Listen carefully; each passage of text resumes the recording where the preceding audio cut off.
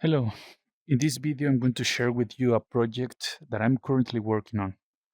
It is my first PR game.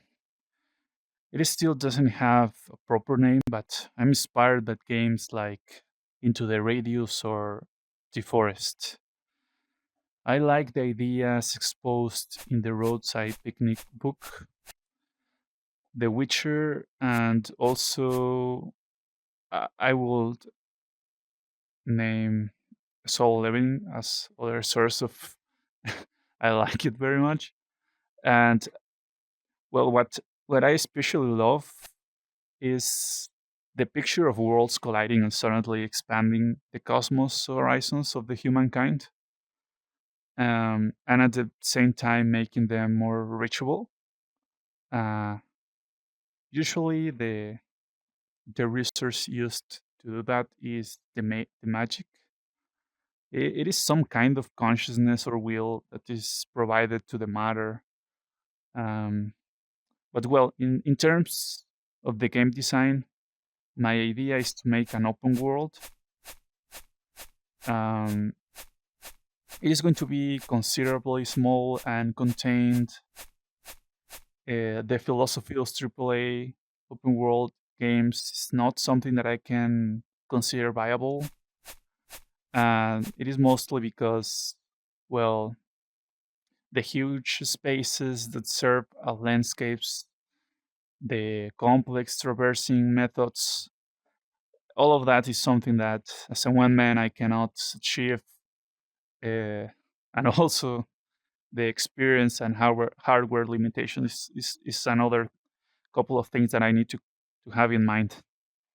Um, so, well, I have chosen the Quest 3 as my hardware platform to develop for.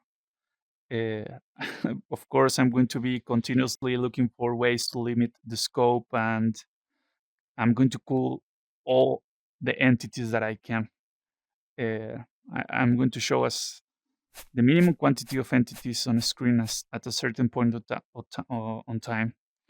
Uh, you can see that FPS mark there. Uh, I need to be careful.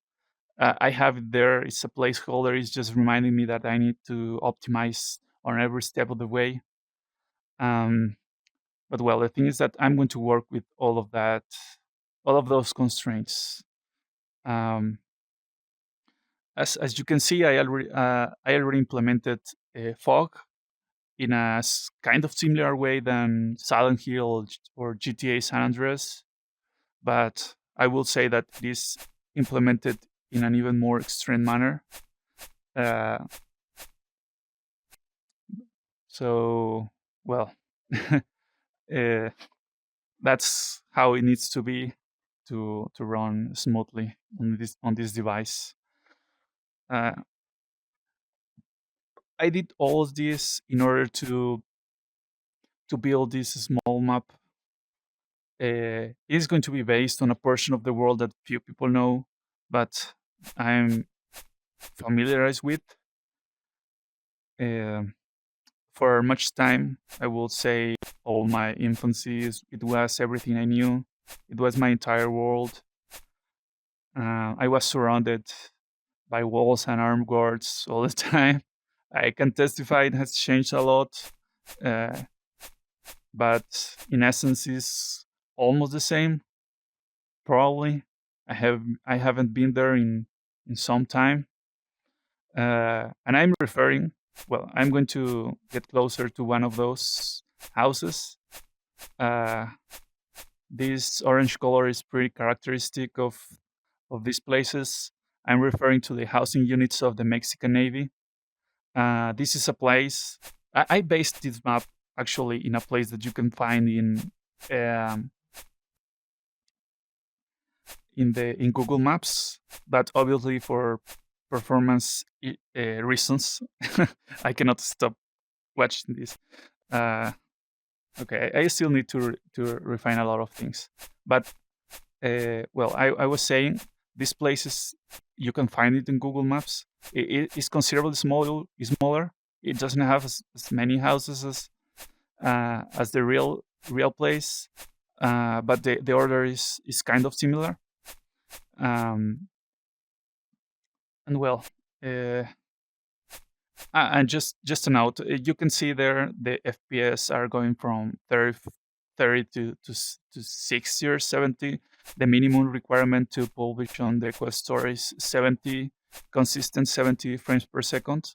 I'm currently running this along with the software to record, and also my machine is not very powerful, but once in the Quest 3, it runs considerably smoother. So it's just a side note. Now I'm going to share a part of the game loop.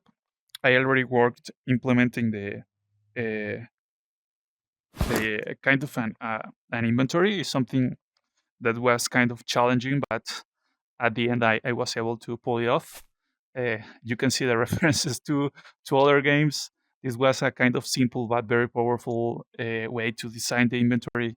So it's something that I just loved from Into the Radio, so I started implementing it here. And well, uh, okay, I need the gun. It's the primary way to interact with the world at this point. Well, it's the only tool at this point, along with these things that looks weird and probably you're going to find is it is made of common things, but in an uncommon order. And well, the thing is that the idea is to entrench yourself into defendable places, for example, houses, um, to survive waves of enemies and uh, spawn loot. These boxes are spawners. The idea is that I'm going to place the flag, and once I activate that flag, enemies are going to start coming from all the directions. And once I finish with the quantity that is specified on this small display, the activated spawners uh, are going to spawn some loot. I still need to work on the special loot, but for now it is just the ammo and the wood planks in order to survive the waves.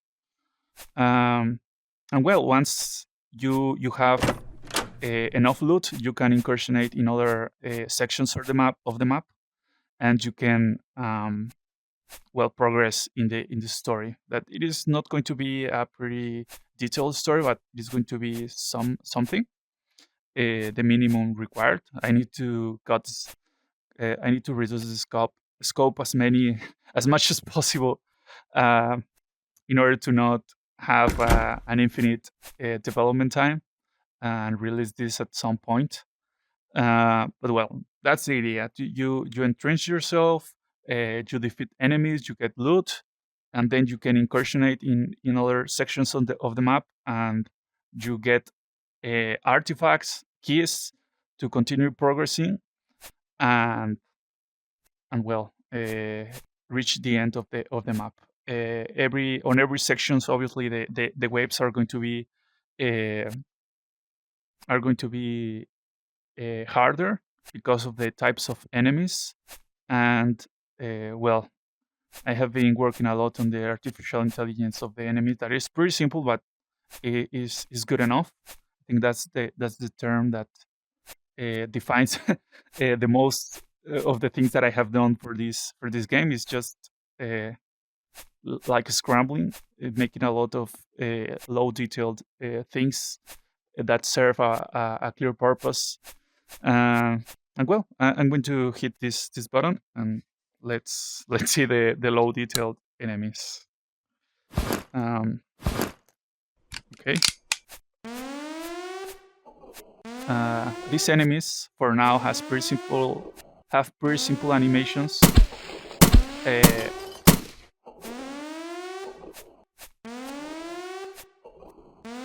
this is the first wave, so there are pretty few of them. I can go and chase them. They are programmed to go for the windows, break things, and climb. in order to enter to the house and break uh,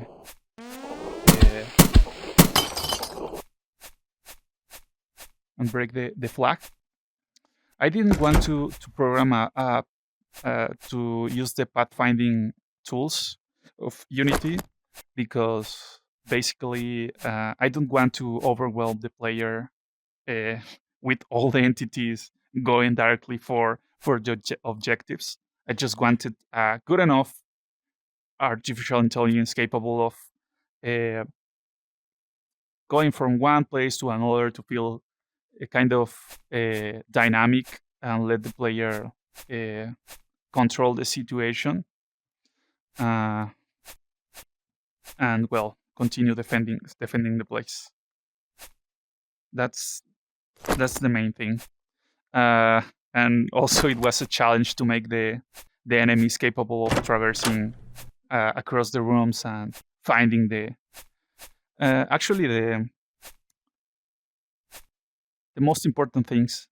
The most important thing that is required for this artificial intelligence is basically to be able to not overwhelm in high numbers, to be dynamic enough to be interesting and to reach every place on the structures.